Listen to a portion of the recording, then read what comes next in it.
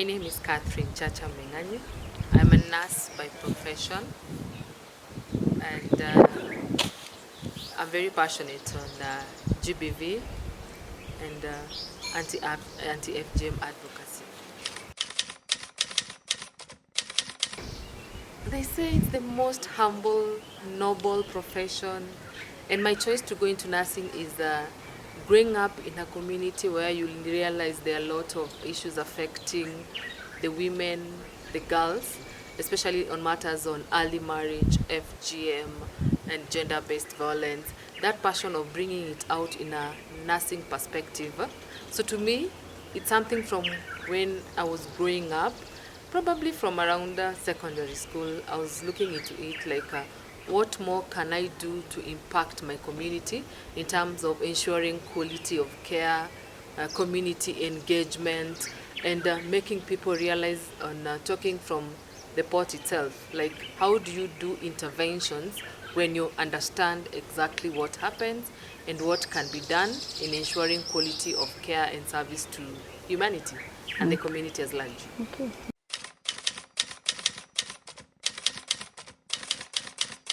I started as a diploma nurse, so I went through the diploma course of 3.5 years. Then, as I rested, I got a challenge from my elder sister, who is also a nurse, and she had done her degree.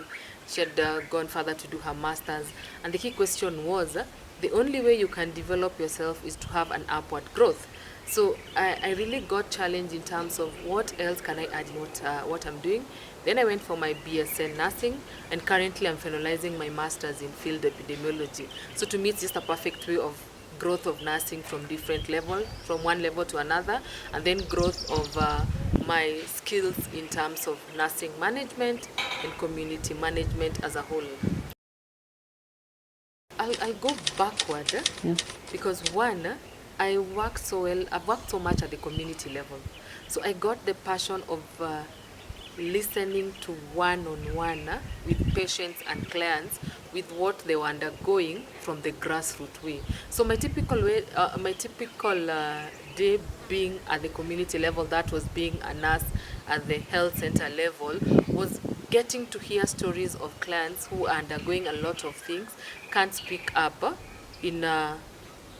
they were just ready to say, when you look at them wholesomely, what are you able to offer? So the day I kept on asking myself, at times we miss the point where we see everybody to be doing fine, not forgetting the clients and the patients. If given an opportunity, they're the hidden cues that you can pick.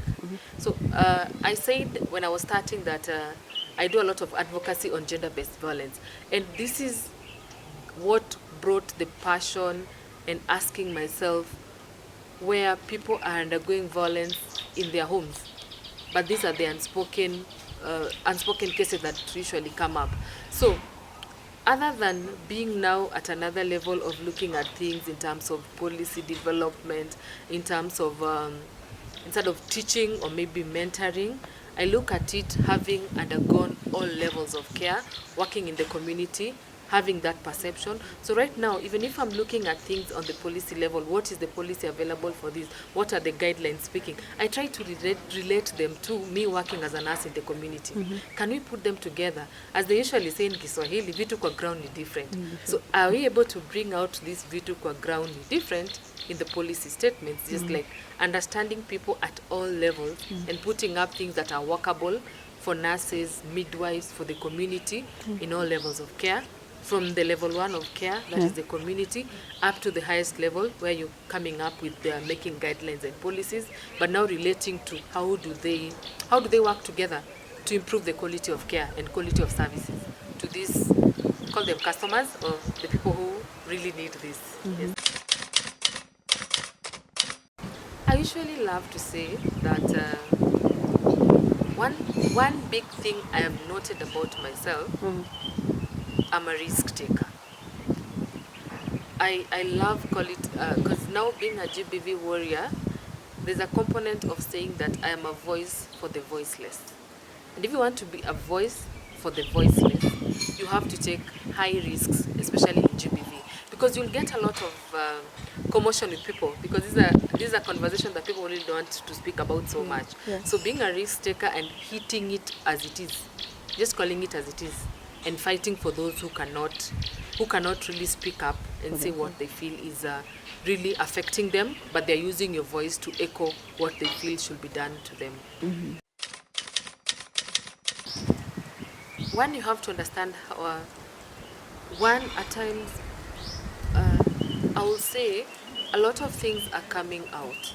A lot of things are, you need to understand what is the current trend that is going on for you to give a clear impact or give a clear definition of what you want to sell out. Like, for example, as a GBV advocate, there are a lot of issues coming up and you have to be at par. And then with the social media issues, with the issues of people understanding, when you look at the media right now, every day you get issues concerning violence. And then there's this concept of bringing up any statement you say has to be related to. I'll give an example of when you talk about you're fighting for gender-based violence against women, somebody will ask, where are the men coming in? So you have to be very careful in terms of when you want to fight something, is there inclusivity in it? So right now I've noted the art of there's need to take care of every generation. Everyone is at risk.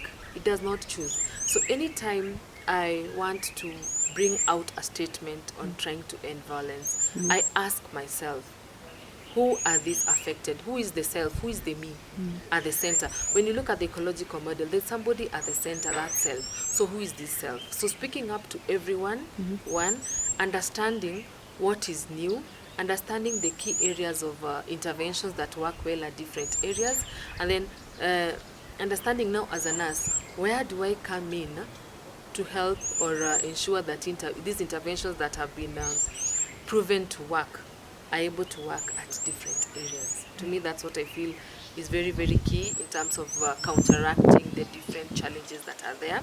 And then I know everybody have their own interest.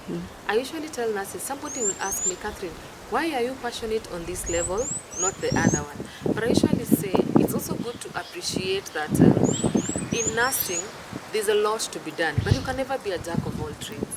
So can you just narrow down and see what can I do best that can create impact and have a story to tell?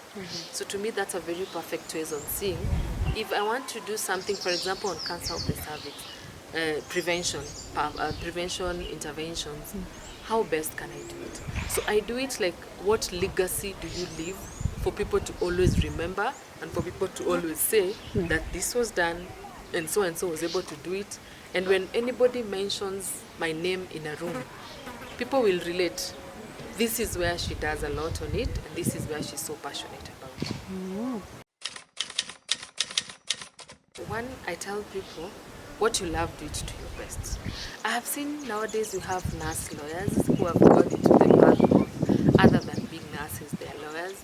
We have nurses who have done communication, like what you've done, and you'll see trying to put and juggle them together.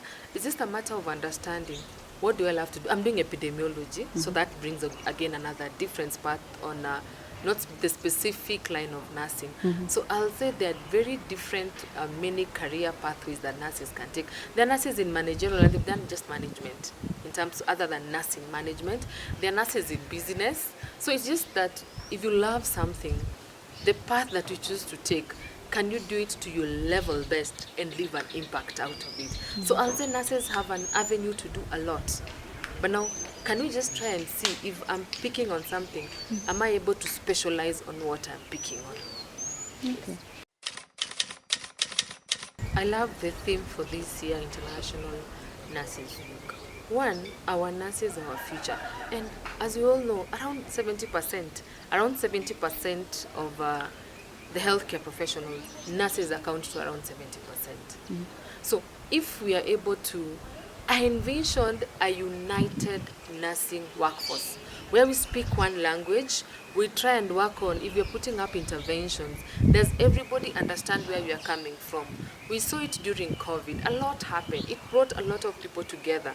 So I look at it as a united nursing where we speak one voice. The nurses and midwives are able to come up, speak one voice, empower each other, and have a bright tomorrow where we are appreciated. Because it's so hurting when, despite doing a lot, you get that the appreciation bit is missing. So how can we strengthen people to appreciate that nurses and midwives they are a force to reckon?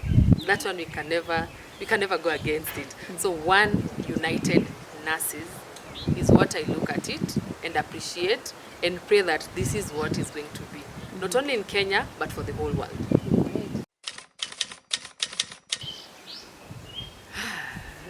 Should I think about a lion? Because the lion is fearless.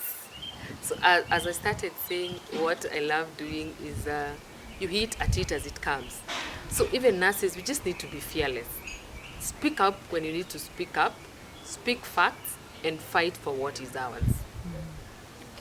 Okay.